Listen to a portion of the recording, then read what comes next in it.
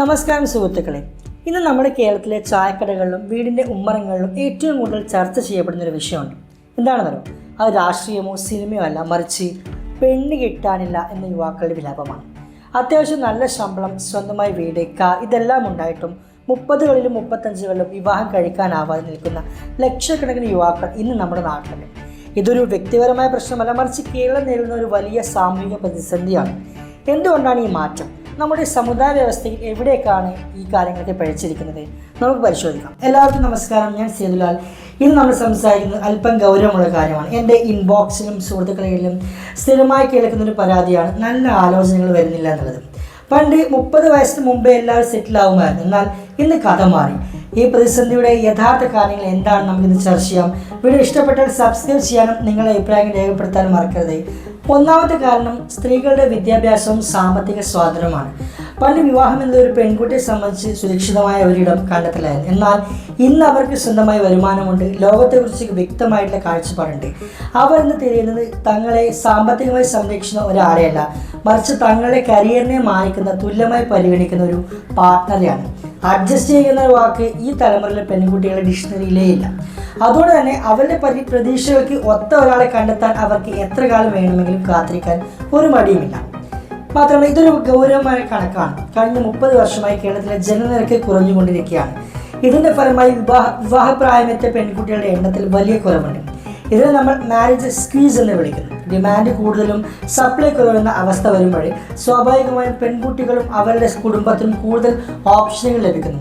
ഒരു ചെറിയ കുറവ് കണ്ടാൽ പോലും ആലോചന വേണ്ടെന്ന് വെക്കാൻ വേണ്ടി അവർക്ക് സാധിക്കുന്നു. ഇത് യുവാക്കളെ സംബന്ധിച്ചിടത്തോളം വലിയൊരു വെല്ലുവിളിയാണ്. കേരളത്തിലെ ഇന്നത്തെ ട്രെൻഡ് എന്താണ്? ഡിഗ്രി കഴിഞ്ഞാൽ ഉടനെ IELTS പോലുള്ള കാര്യങ്ങൾ എഴുതിയിട്ട് വിദേശത്തേക്ക് കടക്കുക. ഇതിൽ പെൺകുട്ടികളാണ് മുമ്പത്തിയിൽ ഉള്ളതെന്നാണ് കണക്കുകൾ പറയുന്നത്. നഴ്സിംഗ് ആയാലും പാരാമെഡിക്കൽ, IT മേഖലയിലുള്ള പെൺകുട്ടികൾ യൂറോപ്പിലോ കാനഡ പോലുള്ള രാജ്യങ്ങളിലേക്ക് പോയി ജോലി ചെയ്യുന്ന യുവാക്കളാണ് താല്പര്യം. നാട്ടിൽ സർക്കാർ ജോലിയുള്ള യുവാക്കളേക്കാൾ ഇന്ന് ഡിമാൻഡ് വിദേശത്ത് സെറ്റിൽഡ് ആയിട്ടുള്ള ആളുകൾക്കാണ്. നാട്ടിൽ കൃഷിയോ ബിസിനസ്സോ ചെയ്യുന്ന മെഡിക്കലായിട്ടുള്ള യുവാക്കൾക്ക് പോലും പലപ്പോഴും പെൺകുട്ടികൾ മുൻഗണന നൽകുന്നില്ല എന്നാണ് കൈപ്പുള്ള സത്യം. ഇത്രയേറെ പുരോഗമിച്ചു കഴിഞ്ഞു എന്ന് പറഞ്ഞു കഴിഞ്ഞാലും നമ്മുടെ വിവാഹ കമ്പോളത്തെ നിയന്ത്രിക്കുന്നത് ഇപ്പോൾ ചൊവ്വാദോഷവും പാപഗ്രഹങ്ങളുമാണ്. എല്ലാ പൊരുത്തവും ഒത്തുവന്നാലും ജാതകത്തിൽ ഒരു ചെറിയ പ്രശ്നം കണ്ടാലും ആലോചന മുടങ്ങും. ലക്ഷക്കണക്കിന് യുവാക്കളാണ് ഈ ഒരു അനാചാരങ്ങൾ കാരണം വിവാഹം നീണ്ടുപോയി മാനസിക വിഷമത്തിലെത്തുന്നത്. കാലത്തിനനുസരിച്ച് ചിന്താഗതി മാറ്റാൻ മാതാപിതാക്കൾ തയ്യാറാത്തത് ഈ ഒരു പ്രതിസന്ധിയുടെ ആക്കം കൂട്ടുന്നു.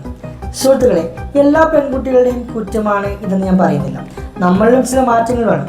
എൻ്റെ വീട്ടിൽ വന്ന് എൻ്റെ അമ്മയെ നോക്കിക്കഴിഞ്ഞോണം എന്ന പഴയ കണ്ടീഷനുകൾ ഇന്ന് പിടിച്ചുകൊണ്ടിരുന്നാൽ കല്യാണം നടക്കാൻ പ്രയാസമാണ്.